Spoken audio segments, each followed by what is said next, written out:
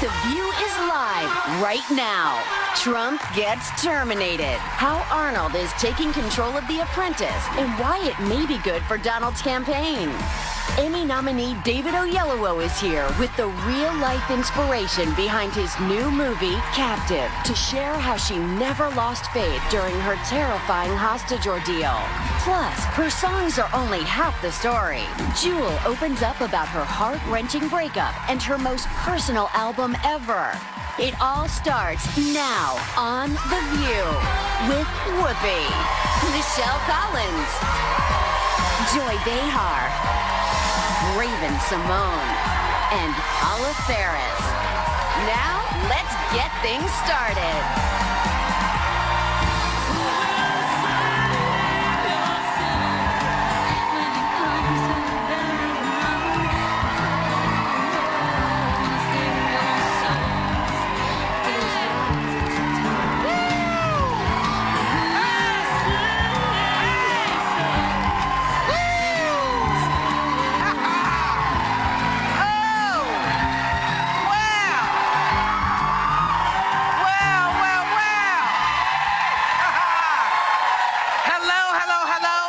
Welcome to The View, y'all. Welcome to The View, y'all.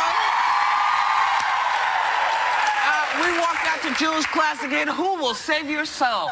She'll be here later in the show. And before we go on, I just want to let y'all know my kid got very ill yesterday. We thought she was going to have surgery. That's why I wasn't here.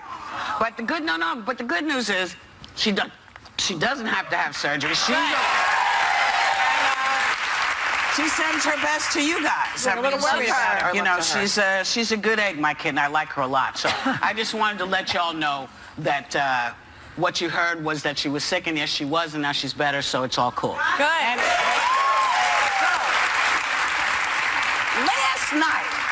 last night was the big premiere of the 21st season of Dancing with the Stars. I know this is ridiculous, but did anyone watch? First of all, it's their 21st season. Yes, yeah, finally old enough to Can you drink. believe that? That's a long time. Sorry, Yes. go ahead. No, it's a long time. I watched it. Did you? I did. It was good. There's a lot of interesting. Gary Busey's on. Interesting. They have a jockey, a very famous jockey, who came out and pretended to write. Okay. He was actually very good. Yes. I'd say the probably most shocking moment, Paula Deen is back on the show. Really? She is. She's back. She's on it. And she said something. I'm just going to read you the quote she said after she was done. She said, "I was scared. I had white underwear when I started, but it probably ain't white no more." Now, first of all, hearing Paula Deen say the word white, immediately I'm on the edge of my seat. Like, let's all calm down. But Tom Bergeron, you could see the spirit leave his body. I mean, he looked ghost white. He looked nuts. No, I think what you saw with Tom was he really was deciding, do I go with this or should I comment? Because, you know, Tom's a stand-up, so he could have gone any direction with that. He did. He ran right off the stage. I mean, he literally ran away from her. Did she dance well? Yeah, she was amazing. She was amazing. See, I'm an ABC employee, you know, she was great. Yes, you are. And we all dance see about it. Yeah, that's just a visual you really can't get out of your mind. Was she dancing on butter? She was dancing. She had 2 butter pats under her feet, and it was like Olympic ice skating. Smooth as butter. Well, I guess that was a nicer way to say that she had the poo scared out of her. Yeah. Yeah, because that's, you know, dancing in front of people, I can't imagine is an easy thing. No. I mean, I don't think a lot of people are comfortable with it, and certainly not Paula. So, you know, when she ends up coming here, which they all do. That's right. We'll talk to her about She it. needs to resuscitate her image. Let's remember that. Remember? She got into a little bit of trouble and was canceled on the Food Channel because of her racist remarks. Yes. Yes. But, you know, everybody steps in it at some point. That's right. God knows I have, so, you know. Well, she stepped in butter, right? So, you know, butter. She's knee-deep in Yes. Well, speaking of stepping in it, Republican frontrunner Donald Trump made a campaign stop to a sold-out crowd in Dallas, Texas yesterday, where he talked at length about why he's the best choice to be our next president. Take a look. They said Trump is a financial genius, right? Trump is leading in Florida, leading in Texas. How does that happen? I have the biggest bank in the world from China in my buildings. Believe me. Oh, do I know how to build? Greatest. One of the greats. The Trump wall, oh, will that be a beautiful wall? That's why I have to make it beautiful. Because someday when I'm gone, they're going to name that wall after Trump, I think. He's a one-man fan club. club. He's his own fan club, this guy. You know what? Can I just say, anybody but him. I think we should have a drinking game for every time he says Trump. Yeah. You'd black out in I about know, 2 we minutes. black out in like 2 seconds probably. When I watched the speech, CNN, first of all, they cut in, like, you know, like they do with all their disaster porn. Whenever a tragedy happens, they, like, cut in breaking news. And I watched this speech, and he looked like a Batman villain to me. He was, like, slumped over the podium. All he needed was Trump. Oh, Trump. He needed a top hat and a monocle, and it was, like, straight out of a Marvel comic. You see, evil. Yeah. It looked crazy. Well, you know what, you guys, we have 6 more months until the primaries when things really get interesting. He's already starting to slip, according to the New York Times latest poll. Is he Just really? a little. He says he's slipping a little teeny bit to Ben Carson, but the people that are voting for him are voting for him. They're 2 times more likely to support him than any other candidate. So they've already got their minds made up. Well, Hillary, the reason Hillary's having a problem is because she can't act. You need to be an act. She needs to go to the actor's studio because all these people who are doing well are basically acting. They're entertainers. Ever since Ronald Reagan was president, the entertainment and politics have blurred together. That is the Teresa Giudice. She could run for president. Oh, well, that would be... I need a big forehead in the White House. That's one of my We'd have to platforms. spring her from the slammer first. Yeah, this is true. But, you know, you say that, but I wonder because Democratic nominee Bernie Sanders took a completely different approach to it at a campaign stop at a Christian college, Liberty University, where he did not preach to the choir when it came to, say, abortion. Take a look. My view is, I respect absolutely a family that says, no, we are not going to have an abortion. I understand that. I respect that. But I would hope that other people respect the very painful and difficult choice that many women feel they have to make and don't want the government telling them what they have to do. What the president should sound like someone who understands what's going on in the entire country and can have sympathy, but also for both sides. Yes. That is not what Trump is And I doing. applaud. Can I just say...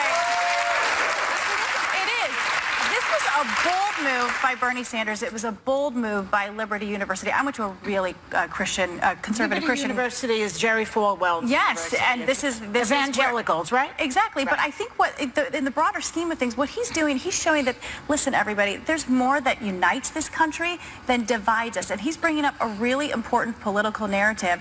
Let's focus on some of those other issues, but let's think, too. I love one of the students that was listening to him said this afterwards. He said, we should have that compassion for the lowly, the ones who are in need, the undesirables, the tax collectors. I just love that he's getting these kids to think, one of even the though things there's a he lot that seems to divides be them. doing is appealing to evangelicals and saying, you know, Jesus was a socialist. Jesus was an evangelical in a certain way. He cared about the poor, take them off the street, give me your tie, etc. Now, the problem with the difference between Bernie Sanders and the evangelicals right now is that Bernie believes the government should help poor people. The evangelicals believe that the church should help poor people. Now, the church does not have the infrastructure or the money. They're closing churches right now all over the country. So how are these poor people supposed to survive without government intervention? That is the question that's before the public right now. He's closing them. Yeah, think about the inequality in terms of incomes. You know, think about let's think about this stuff. What are we Something going to really do about it? like shocking, and it's one of the things that we talked about this morning was that Christians care more about the unborn children than the children that are already born and suffering. And Not all Christians. Not all Christians, but his point was that The like view of what's going on conservatives right and now. yes, that they're more concerned with what's happening in the womb versus in our I think he said Poor and hungry children in our community and I right think now. he actually has a point, and I agree that it's great that he reached across the aisle to Liberty University and exposed these people to a new point of view that maybe they haven't heard. I don't think that they've been exposed to a new point of view. I think we should also applaud the school. Exactly. Because the school invited him to come and knew where he stood. Well, that's what I'm saying. And they were very close sides. And listen, you may not agree with what people say, but you should at least hear it to see if there's anything, if there's any ground you can be gained. Because what we need to do is just figure out how are we as a human race going to survive all this crap. There's lots of stuff to mess you up, but, Bernie's saying go. The problem is These evangelicals and the Republican Party don't want government intruding on poor people with tax money. At the same time, they want government intruding on my uterus. No. Well, you're ultimately saying the same thing, though. Government has to intrude to make the law. Right. Like, that doesn't make any sense. There's always going to be government because they have to make it. Well, so do you want to continue this? Because I think it's an interesting conversation. I don't know, whatever you say. All right, look, we'll figure out what we're doing, but we're going to go and come right back. We'll have more Hot Topics, not to worry. We'll be right back. Did Carly Fiorina save face with her new campaign ad? Or will it make Donald come out swinging tomorrow night? It's all up for debate next.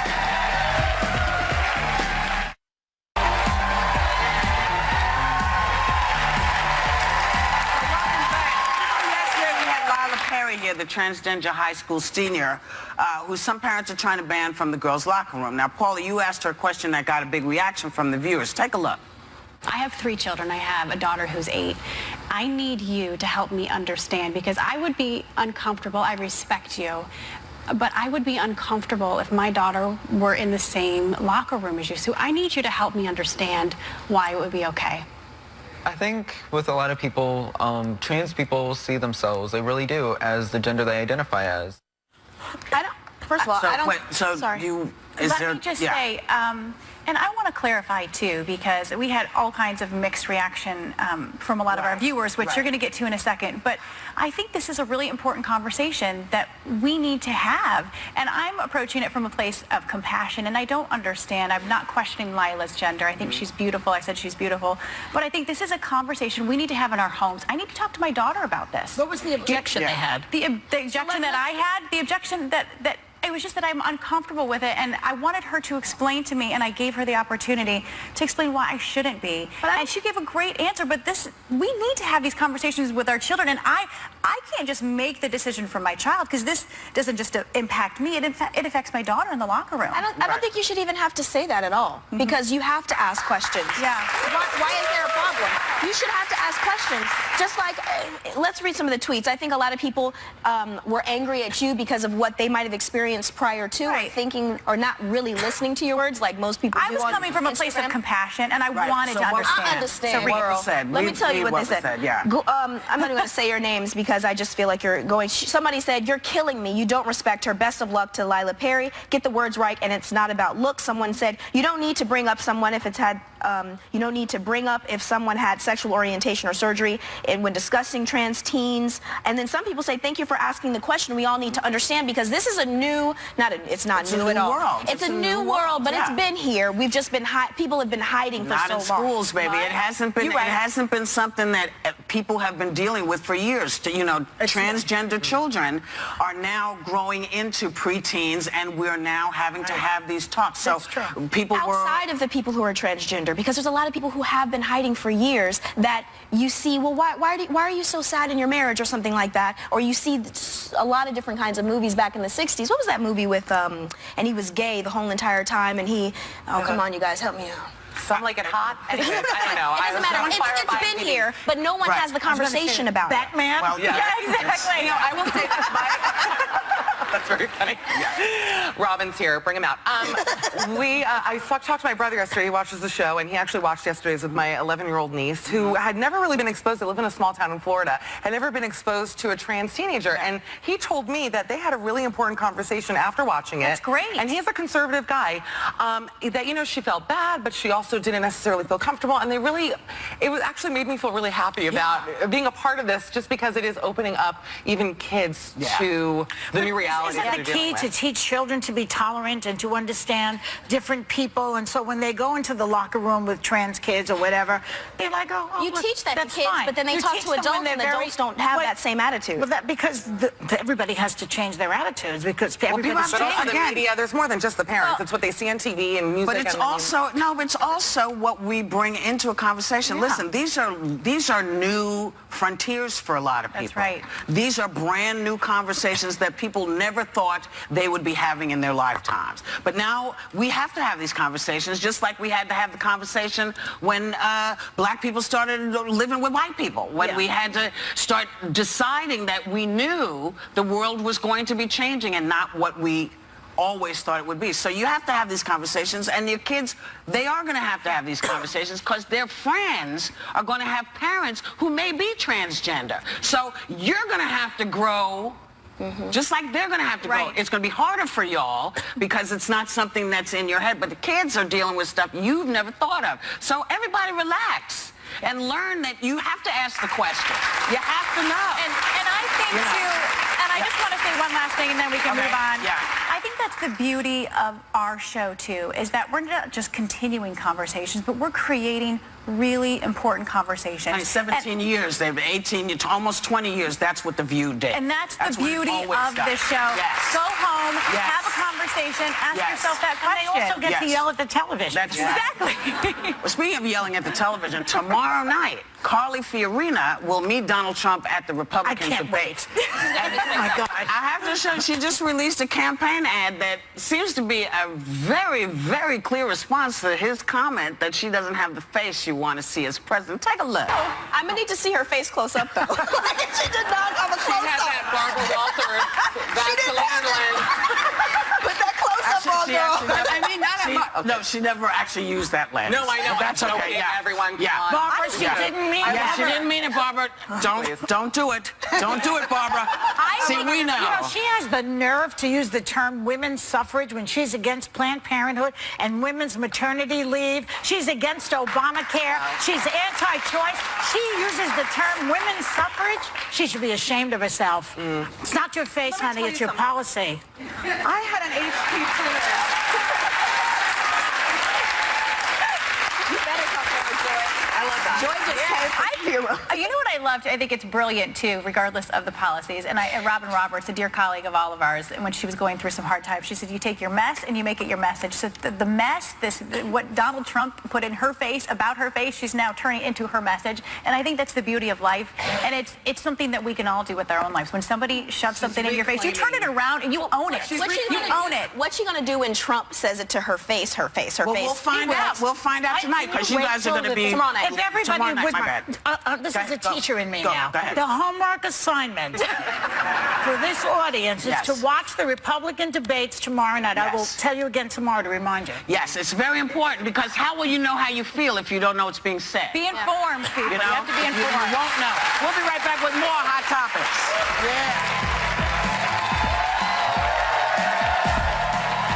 Do you need to have children to be a mom? Hey now, welcome back.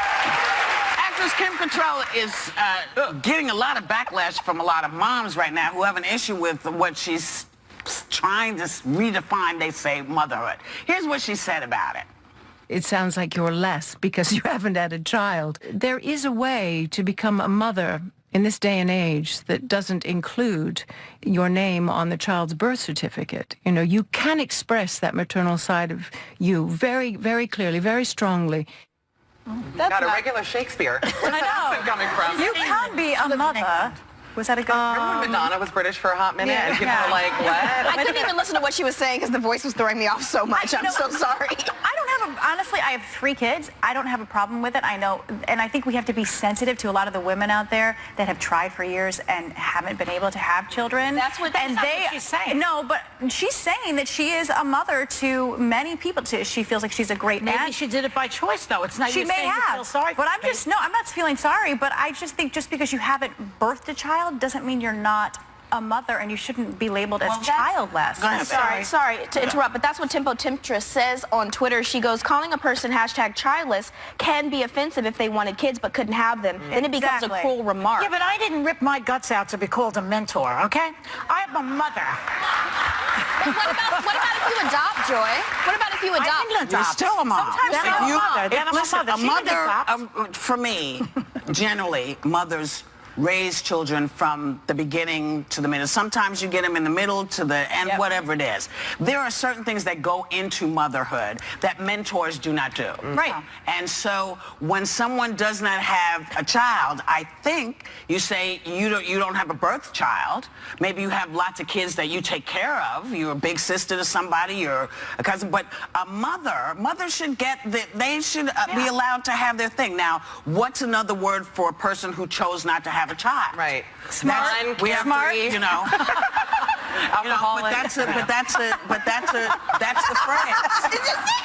You know. I'm just saying, I get where she's coming from, though, because, you know, like painting this big negative space where it's implying that as a woman we are expected to have kids, and if once you don't, I mean, listen. But you are childless. If you don't have children, what is it? Is child-free better? No, that's worse.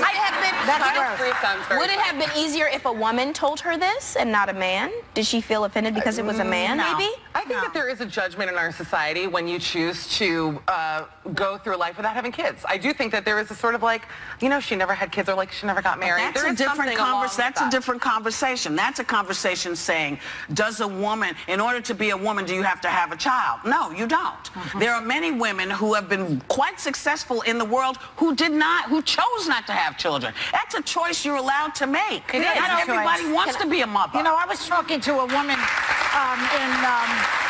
who lives in Italy. A woman who lives in Italy. Italy has zero growth in terms of, nobody's having kids there anymore. They're done with the million bambini over there, you know?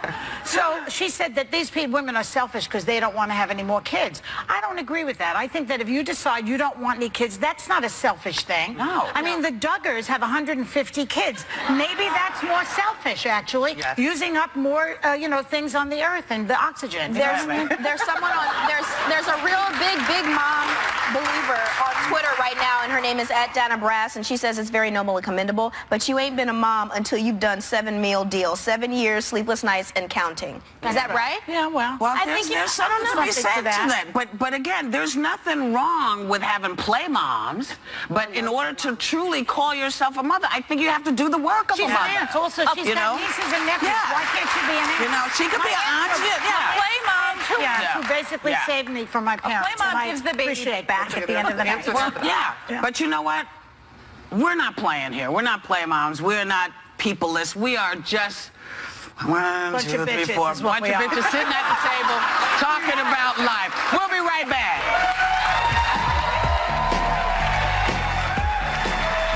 David Oyelowo when the view returns. Oyelowo. David Oyelowo when the view returns. David Oyelowo when the view returns on ABC.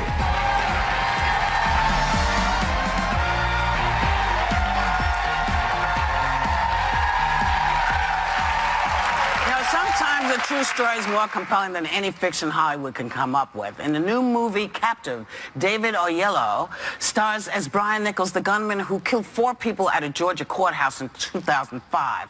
Kate Mara plays Ashley Smith Robinson, the woman he took hostage when he was on the run. Take a look. Please welcome David Oyelowo and the real Ashley Smith Robinson. There you go.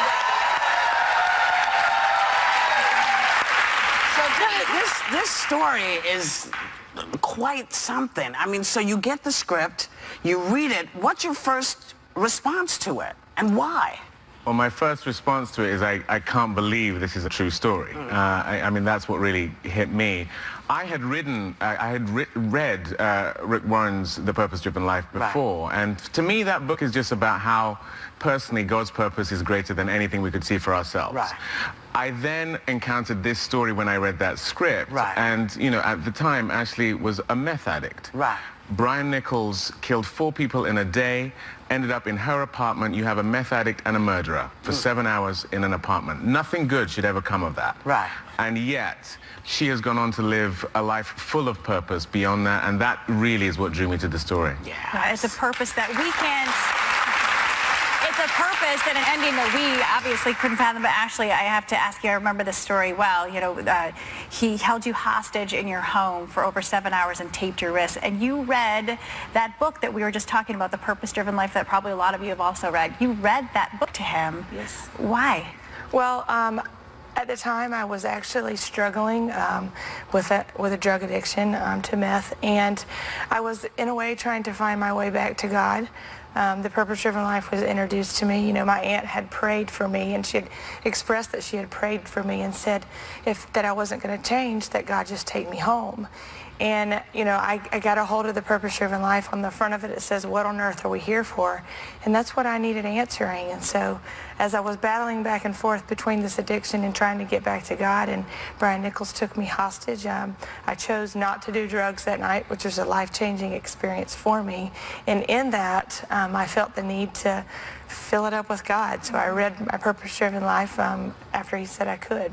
You kind of saved one another's lives, and that's the beauty of the title Captive as well, though. You were captive to your lifestyle, yes, and he was holding you captive as well. What was it like to actually see your real life transpire on the big screen? It was very surreal for me. Of course, it was very emotional.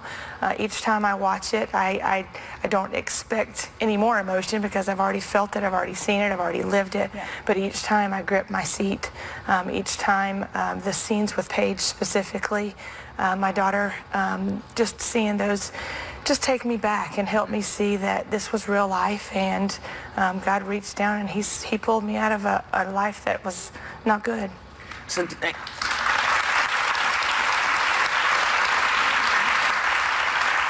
your performance is kind of wonderful in that you could have gone way over the top, or you could have underplayed it to the place where it was just boo-hoo. Mm-hmm. You didn't do that. Your choices were really, really smart. So did you sit down and conscientiously say, I really have to make sure that this doesn't go so far out that no one cares about it, or so far under that no one is interested?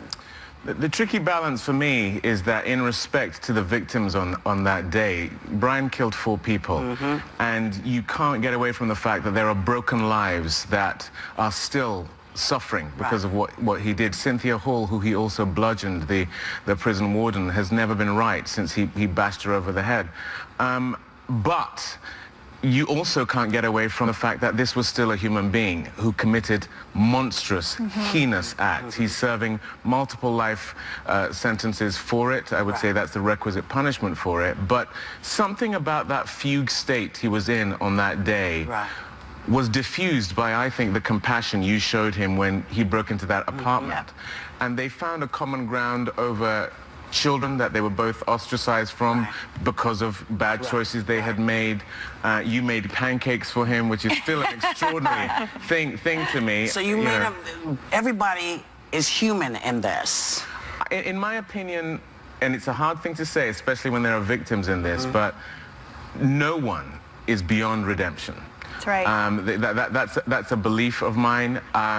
I would struggle more with that if it was a family member of mine who had died that day. Or if he had done it to somebody in the family. Right, exactly. But, you know, you, to me, are evidence of that fact. I mean, Ashley said on that day that she felt she was worthy of death because of the choices she had made. It was the opposite. It was the point beyond which her life became so full. And your life is now blessing other people. Have you talked to him? Have you talked to him since then? I have not talked to him since then. Any desire to? Yeah, I have a letter that I jot down a little bit each time I think of something that I may want to say to him. I don't know if I'll ever send it, but it is something that I do occasionally. David, you brought up a good point about Ashley's life, how she's been able to kind of redeem herself. And I saw the movie with my husband last night, so powerful. But where are you at with your life today? Well, you know, like David said, it has been a real hard struggle for me, because here I was, this lonely widow drug addict mom, and these 4 well-respected, important people are the ones that lost their lives,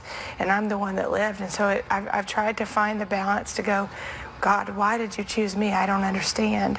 Ultimately, I've just began to realize that God chose me because he changed my life, and I'm supposed to tell the world that. You know, today I'm a mother of 3 kids. I've been married to my husband for 8 years. I work a normal job. I'm an x-ray tech, and also I go around the world just sharing my story. And well, the other thing that you're meant to do, it seems to me, is you to keep those folks who lost their lives alive in people's minds too. So that's part of what you're supposed to be doing, and you're doing it. So thank you, Ashley, and thank you, David. Captive is in theaters on Friday. Do yourself a favor. Go see this. Go see this. We will be right back.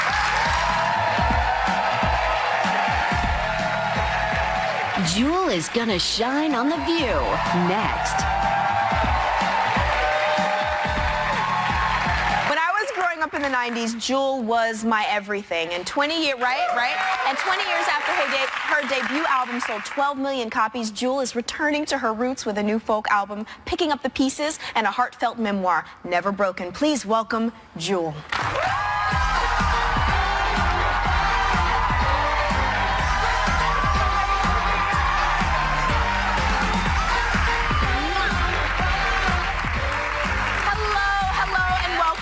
Welcome. Baby. We fanned out a little bit towards you, but I'm going to do it on camera. I think you're an absolutely spectacular songwriter, entertainer. I think you're a fabulous actress. I love what you've done for music, and I thank you so much for doing another album and making it biodegradable. Bless you.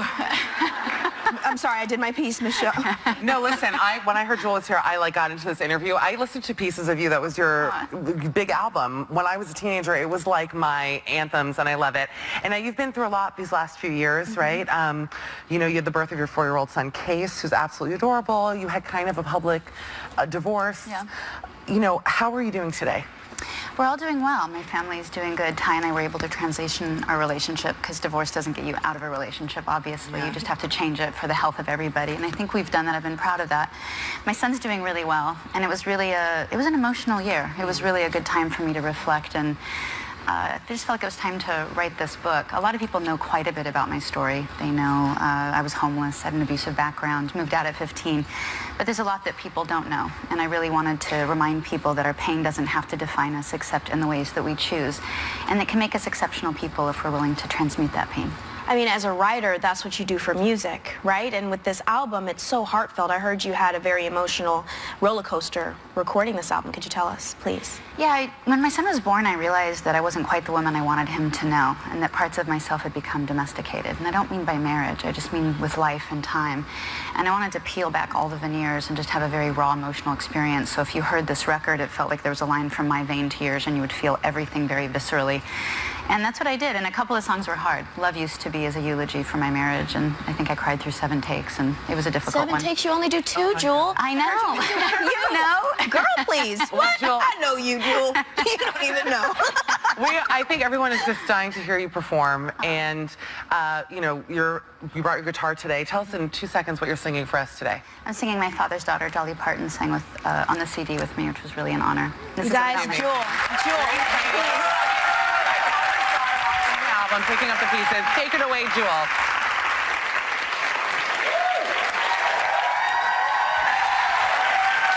Effortlessly. Oh, I need a hug.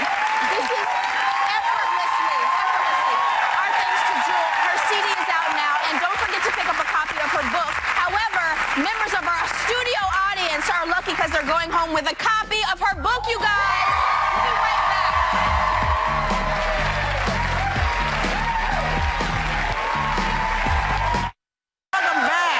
Disney Cinderella is now available on HD digital and Blu-ray, and thanks to our parent company, you know, Disney. Members of our studio audience are getting to take home a really great copy of this new Cinderella. So we want to say, you know, to you guys, thank you for coming, because without you, we can't actually do the job the way we want to. We want to thank you for listening to us, and if you have a great day and take a little time to enjoy The View, we will like that. Don't forget to hit us on Twitter at #TheView or on Facebook. These last few years, right? You know, you had the birth of your 4-year-old son, Case, who's absolutely adorable. You had kind of a public divorce. Yeah. You know, how are you doing today? We're all doing well. My family's doing good. Ty and I were able to transition our relationship because divorce doesn't get you out of a relationship, obviously. Yeah. You just have to change it for the health of everybody. And I think we've done that. I've been proud of that. My son's doing really well. And it was really it was an emotional year. It was really a good time for me to reflect, and I just felt like it was time to write this book. A lot of people know quite a bit about my story. They know I was homeless, had an abusive background, moved out at 15. But there's a lot that people don't know. And I really wanted to remind people that our pain doesn't have to define us except in the ways that we choose. And it can make us exceptional people if we're willing to transmute that pain. I mean, as a writer, that's what you do for music, right? And with this album, it's so heartfelt. I heard you had a very emotional roller coaster recording this album. Could you tell us, please? Yeah, when my son was born, I realized that I wasn't quite the woman I wanted him to know, and that parts of myself had become domesticated. And I don't mean by marriage, I just mean with life and time. And I wanted to peel back all the veneers and just have a very raw emotional experience. So if you heard this record, it felt like there was a line from my vein to yours, and you would feel everything very viscerally. And that's what I did, and a couple of songs were hard. Love Used to Be is a eulogy for my marriage, and I think I cried through 7 takes, and it was a difficult one. 7 takes, you only do 2, Jewel. I know. You know? Girl, please. What? Jewel. I know you, Jewel. You don't even know. I think everyone is just dying to hear you perform, and you know, you brought your guitar today. Tell us in 2 seconds what you're singing for us today. I'm singing My Father's Daughter. Dolly Parton sang with on the CD with me, which was really an honor. You guys, Jewel, please. I'm picking up the pieces. Take it away, Jewel.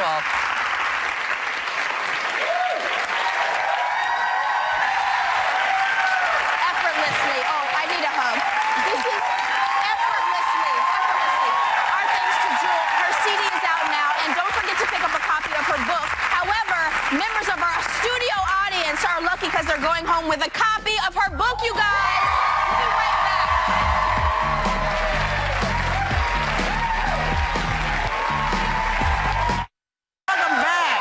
Disney Cinderella is now available on HD digital and Blu-ray, and thanks to our parent company, you know, Disney. Members of our studio audience are getting to take home a really great copy of this new Cinderella. So we want to say, you know, to you guys, thank you for coming, because without you, we can't actually do the job the way we want to. We want to thank you for listening to us, and if you have a great day and take a little time to enjoy The View, we will like that. Don't forget to hit us on Twitter at #TheView or on Facebook.